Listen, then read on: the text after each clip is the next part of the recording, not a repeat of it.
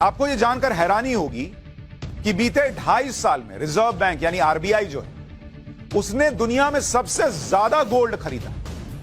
आप और हम जब पैसा बचा रहे हैं, जेब में रख रहे हैं, क्या खरीदे ना खरीदे सोच रहे हैं, उस वक्त देश की RBI reserve bank of India धड़ाधड़ सोना खरीद रही, गोल्ड खरीद रही। इतना गोल्ड दुनिया के किसी और देश के सेंट्रल बैंक ने नहीं खरीदा। आपके मन में भी प्रश्न आ रहा होगा कि भैया क्यों खरीद रहे हैं, अभी बताऊंगा। अप्रैल 2020 से सितंबर 2022 के बीच आरबीआई ने 132.34 मीट्रिक टन सोना खरीद लिया। इसमें साल 2020 में 41 मीट्रिक टन था, साल 2021 में और ज्यादा 77 मीट्रिक टन, और इस साल सितंबर तक 31 मीट्रिक टन गोल्ड खरीदा है आरबीआई ने। यानी देश में सोना भर भर के रखा जा रहा है। क्यों भाई, अभी बताओ। 1 अप्रैल 2018 से सितंबर 2022, ये 4 साल अगर गिनिएगा तो आरबीआई ने अपने गोल्ड रिजर्व में 225 टन का इजाफा कर लिया। मतलब 4 साल से ये चल रहा था और ये 2 साल में तो और रिकॉर्ड तोड़ खरीद हुई। गोल्ड की जबरदस्त खरीदारी से भारत का जो गोल्ड रिजर्व सितंबर 2022 तक 785.35 टन तक पहुंच गया। और अगर इसको आप समझना चाहिए कि जब नरेंद्र मोदी आए थे तब हमारे पास कितना गोल्ड रिजर्व था और अब कितना गोल्ड रिजर्व है, तो आपको समझ में आएगा कि सरकार कर क्या रही है, फिर कर क्यों रही है, ये आपको बताऊं। तो ये आपको बता रहा हूं, हमारे पास गोल्ड रिजर्व सोना जो हमारे पास भंडार में हमने रखा हुआ, जैसे आप अलमीरा में रखते हैं, सरकार भी रखती है, आरबीआई भी रखती है। तो 2014 में हमारे पास था 557 टन सोना देश के पास। आज की तारीख में 2022 में ये सोना जो है रिजर्व सोना, ये बढ़कर 785 टन पर चला गया। 785 टन। अब आप देखिए, अब सवाल है नरेंद्र मोदी सरकार में ये सोना खरीदा क्यों जा रहा है बॉस? आ रहा उस पर क्यों खरीदा जा रहा है। लेकिन भारत अपने गोल्ड रिजर्व को लगातार बढ़ा रहा है, यह दिखता है। अगर भारत के कुल विदेशी मुद्रा भंडार में गोल्ड रिजर्व की हिस्सेदारी अगर आप देखेंगे कि भारत का जो विदेशी मुद्रा भंडार है उसमें गोल्ड की हिस्सेदारी देखिए। विदेशी मुद्रा भंडार, विदेशी मुद्रा भंडार क्या है? मतलब आप जो अपने पास फॉरेक्स रखते हैं, जो विदेशी मुद्रा जमा करके रखते हैं, दुनिया ग्लोबल है ना भाई, आपको सबकी जरूरत पड़ती है। तो विदेशी मुद्रा भंडार जो है वो रखना पड़ता है देशों को मजबूत आर्थिक स्थिति रखने के लिए, अर्थव्यवस्था रखने के लिए। तो इसमें एक हिस्सा क्या होता है, गोल्ड का होता है। गोल्ड भी एक हिस्सा होता है जो देश जो है वो बचा के रखते हैं। तो हमारा जो हिस्सा है गोल्ड का वो 5.87% से बढ़कर इस वक्त कहां पहुंच गया है, जो हमारा विदेशी रिजर्व है उसमें करीब 8% के आसपास। यानी विदेशी मुद्रा भंडार में हमारा गोल्ड रिजर्व हमने बढ़ा लिया। और बीते 5 साल में आप देखिएगा तो 5 साल में 36% का जंप आया है गोल्ड रिजर्व में। तभी मैं कह रहा हूं ना कि अभी एकदम ताबड़तोड़ सोना खरीदा जा रहा है।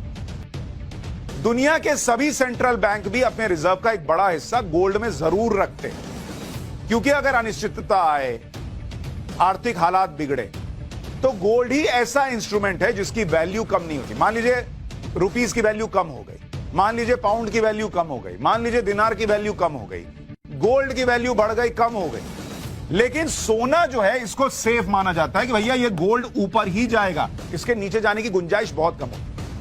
इसलिए फॉरेक्स रिजर्व जो विदेशी निवेश, विदेशी भंडार होता है, उसमें गोल्ड को जगह दी जाती है बड़े तौर पर। आप ये सुनकर हैरान रह जाएंगे कि सितंबर से नवंबर के बीच दुनिया भर के सेंट्रल बैंक्स ने 400 टन से ज्यादा सोना खरीदा।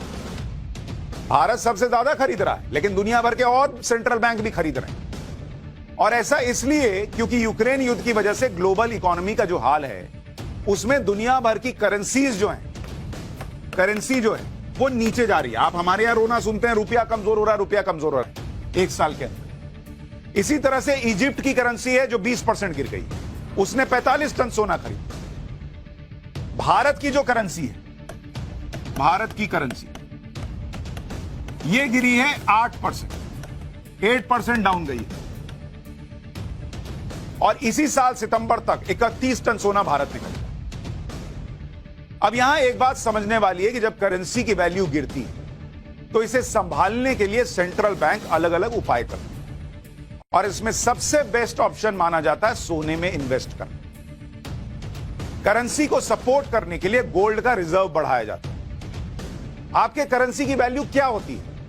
आपके नोट के ऊपर क्या लिखा रहता है? मैं 100 रुपया देने का धारक को वचन देता हूं, यही लिखा रहता है ना 100 रुपए के नोट पे।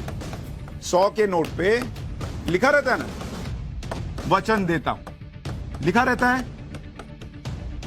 अब आप दुनिया भर में आपकी करेंसी की वैल्यू कभी ना रहेगी भाई। आप कहेंगे 100 रुपया, मान लो तुम्हारा रुपया हमने ले लिया, कैसे चुकाओगे तुम अगर तुम्हारे रुपए की वैल्यू गिर रही? तो आप कहते हैं बॉस मेरे पास गोल्ड है, मेरे पास सोना पड़ा हुआ है। अच्छा, इसके पास सोना है, ये मोटा आसान है। तब आपके रुपीस की वैल्यू जो है वो ऊपर चली जाती है, आपके करेंसी की वैल्यू ऊपर जाती है अगर आपके पास सोना है। अभी आपको दिखाया था ना, अमेरिका के पास भर भर के सोना है।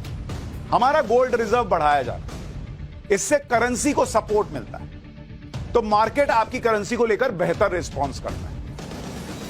मार्केट अगर प्रॉफिट में है तो अर्थव्यवस्था और बेहतर होती है, और जिससे महंगाई अपने आप कंट्रोल में आती है। तो इससे डबल काम हो रहा है, रुपीस को मजबूती दी जा रही है सोना खरीद खरीद के, और सोने को कहा जाता है एक बाड़ा है जिसके अंदर महंगाई रहती है। इसको चारों तरफ आप सोना लिख दीजिए, तो सोना जब तक रहेगा आपके पास, ये महंगाई को कंट्रोल करने में भी मदद करता है। इस बाड़े के अंदर महंगाई फंसी रहती है, अंदर रहो, बोलता है अंदर रहो, मेरी ताकत है, और आपका रुपया भी मजबूत। तो इसलिए भारत में अपने रुपए को मजबूती देने के लिए, अपनी अर्थव्यवस्था को मजबूती देने के लिए और महंगाई कंट्रोल करने के लिए नरेंद्र मोदी सरकार, आरबीआई भर भर के सोना खरीद रही है। मैं पप्पू हूँ, हमने टोटी चोरी कर ली, हम गधे हैं।